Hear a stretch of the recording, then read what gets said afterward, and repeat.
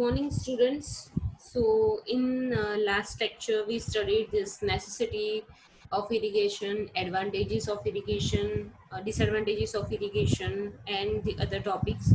Now, we starting this main title that irrigation development in India, right? So irrigation is very ancient science. So irrigation has been practiced in India from the time immemorial, and so has been the canals. So the ancient rulers of India took keep interest in this provision of irrigation facilities. So uh, among the Asian countries, India has largest arable lands, which is 40%. Only USA has more arable land than India. So, in a monsoon climate India, irrigation has played a major role in the production process. So, there is evidence that there is evidence of practice of irrigation since the establishment of settled agriculture during the Indus Valley civilization, right?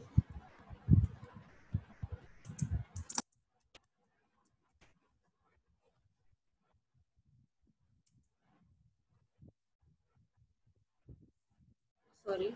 So these irrigation technologies were in the form of small and minor works, which include uh, some and which could be operated by some small household to irrigate some small patches of land and did not require cooperative effort. So in the south, perennial irrigations may have begun with the construction of Grand Anicut by the Cholas as early as 2nd century to provide irrigation from the Kaveri River, right?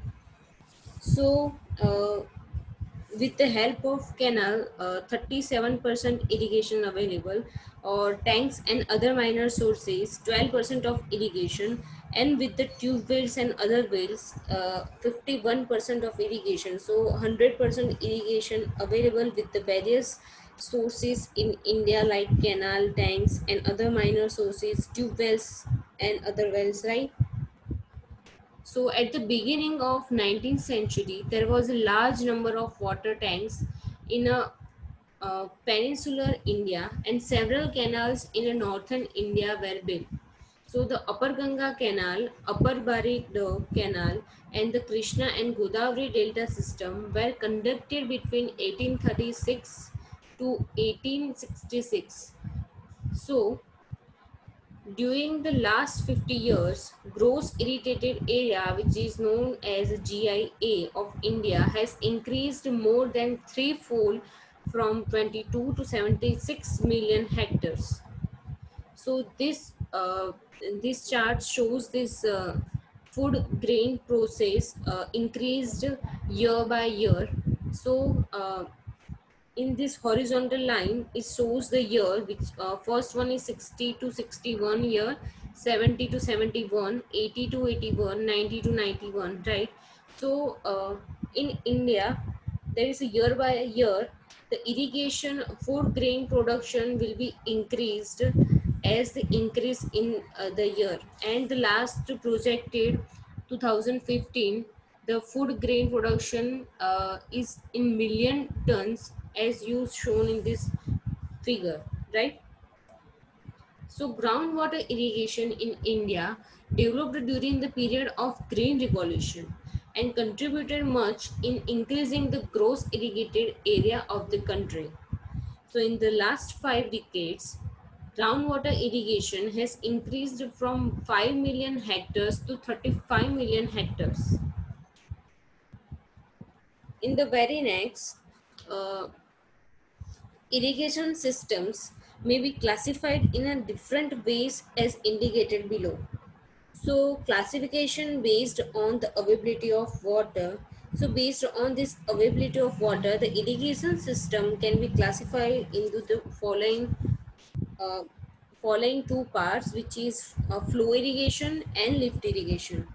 So Again, the first flow irrigation is divided into this three part: perennial irrigation or as per the source, and inundation irrigation. And as per source, it also divided into this three part, which is direct irrigation, storage irrigation, and last is combined irrigation. So at the other part, second lift irrigation is also divided into these two parts, which is well irrigation and lift canal irrigation. Now we are talking about this flow irrigation. So flow irrigation is that type of irrigation in which the supply of irrigation water is at such level that it convey to the land by gravity flow. So this scheme is useful when the irrigation water is available at the high level. So this flow irrigation system can be further classified or based on duration into these two classes. The first is perennial irrigation system and second is inundation irrigation system. So we go forward. First we discuss about this perennial irrigation system.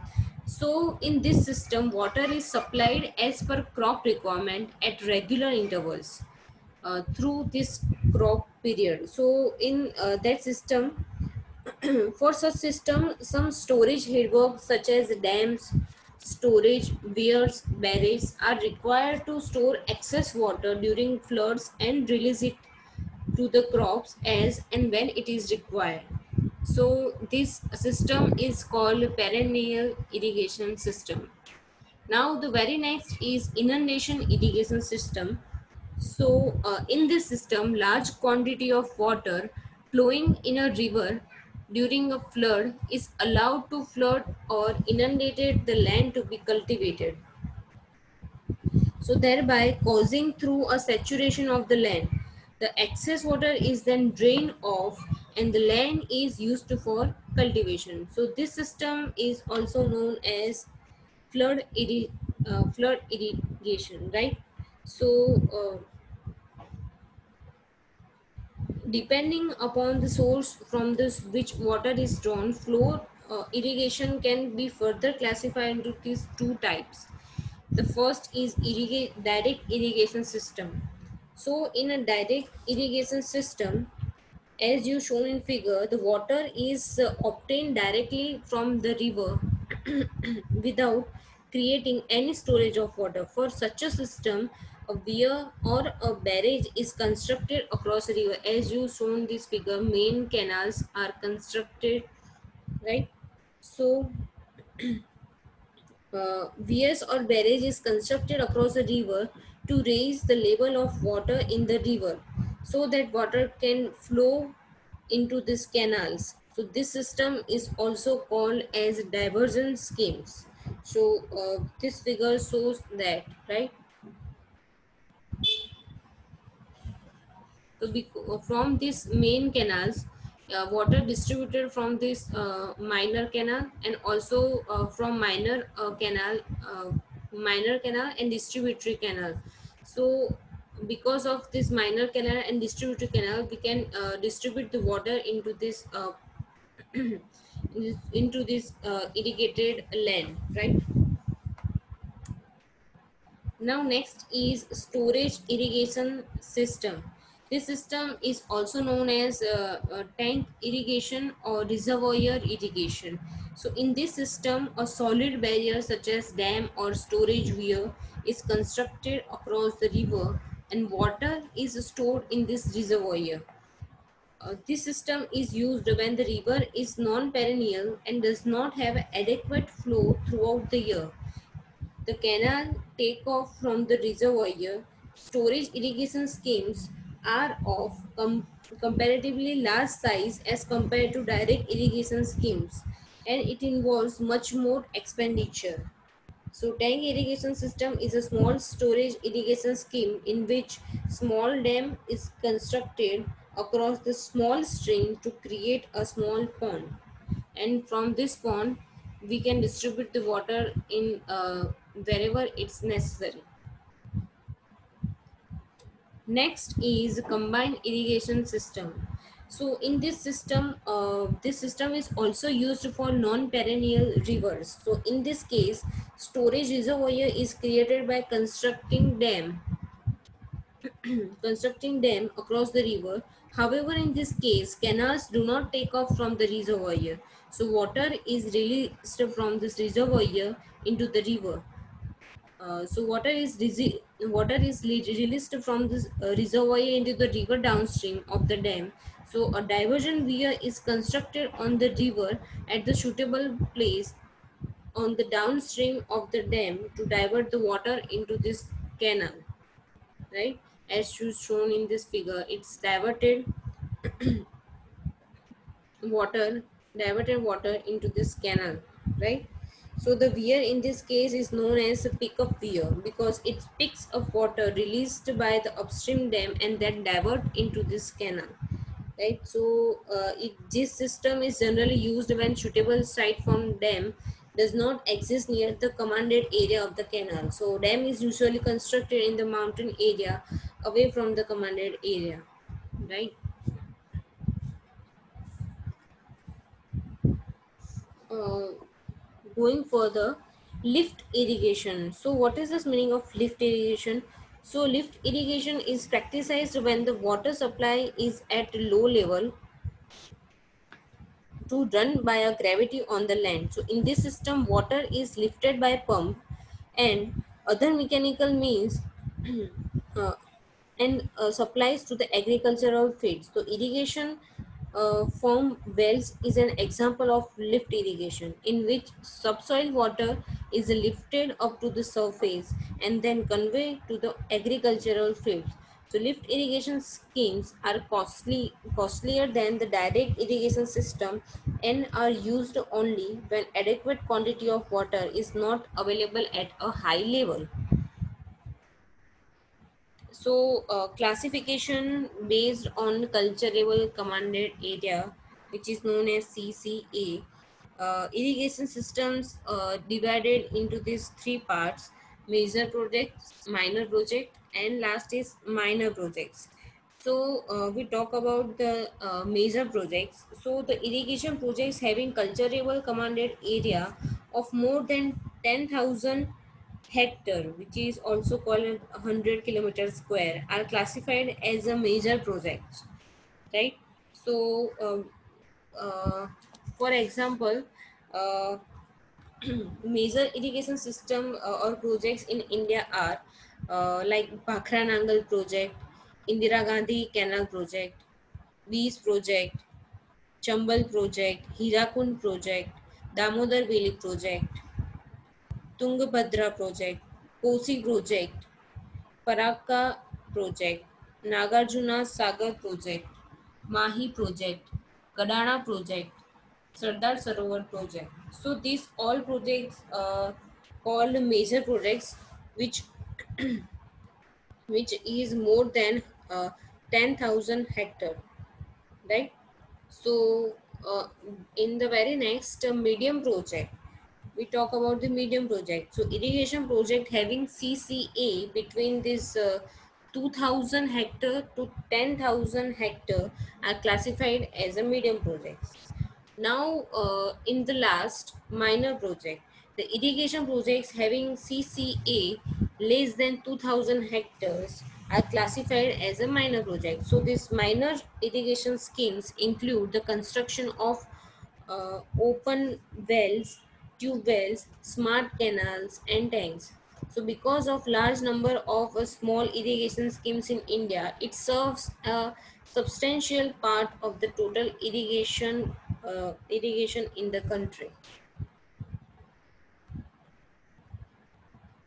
Now, going further, the classification of soil water, right?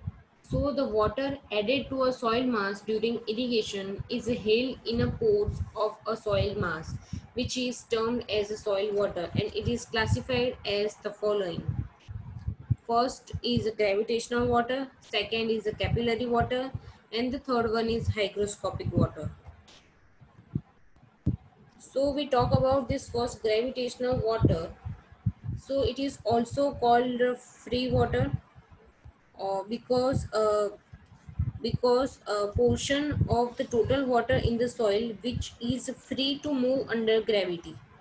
So that uh, because of that the water drains out freely under the gravity, right? So this is the water that drains out the soil after it has been weighted. This water moves downward through the soil because of the gravity, and this water also fills wells and spring. This water occupies large pores in the soil. As the water is added to the soil, amount of gravitational water increases. The upper limit of the gravitational water occurs when the soil is fully saturated. The water content at that stage is known as a saturation capacity. Now next, what is capillary water? So, water that moves into and is held in the soil by capillary forces, right? So, water contained retained in this soil after gravitational water has drained off from the soil is known as capillary water. So, it is held in the soil by surface tension in the form of film around the soil particles. So, it is not free to move under gravity. So in these, the plant roots can be absorbed or take up this moisture and take up this water content, moisture content in this soil. The size of soil pore will influence the amount of water held by capillary forces. So it provides most of moistures for the plant growth, and capillary water is also known as the available water. Now next is a hygroscopic water. So in a hygroscopic water, very thin water films around the soil particles, right? So it absorbed by the dry soil particles from the atmosphere. So these films are held by extremely strong forces that cause water molecules to be arranged in a semi-solid form. So this water is unavailable to plant. So an air dried soil will contain hygroscopic water, since hygroscopic water is held with considerable force, so it cannot be removed easily from the soil particle. However, if the soil is heated up to 105 degrees Celsius in an oven, hygroscopic water is removed. So hygroscopic water is not available to plants. So this is also known as this unavailable water. This figure is explained as seen. Now going further, here's some definitions. Soil moisture contains, right? So first is soil moisture contained. The amount of water present in a soil is termed as a soil moisture contained, and it is expressed as mm of water depth present in 1 meter depth of soil, right? So next is a saturation capacity. So it is the amount of water required to fill all the pore spaces between the soil particles and by replacing all air held in the pore spaces. So it is also known as this maximum moisture holding capacity. Now, third definition is field capacity. The field capacity is the moisture content of the soil after free drainage has removed most of the gravity water. So, it is usually expressed as weight of maximum amount of water held by the soil against the gravity per unit weight of dry soil and is given as in percentage. So, based on that, the field capacity equation is field capacity is equal to weight of water retained in a certain volume of soil divided by weight of dried soil sample, and it's multiplied by 100 because we know we give this answer in percentage. So field capacity is the upper limit of the capillary water or the moisture content available to the plant roots. Next is permanent wilting point. So permanent wilting point or the wilting coefficient is that the water content at which plants can no longer extract sufficient water from the soil for its growth.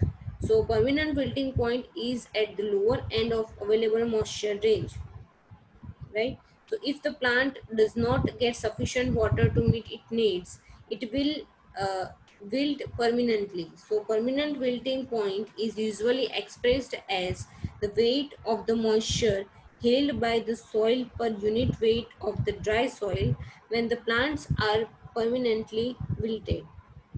So here we stop this lecture. If you have any confusion, let me know. Thank you so much.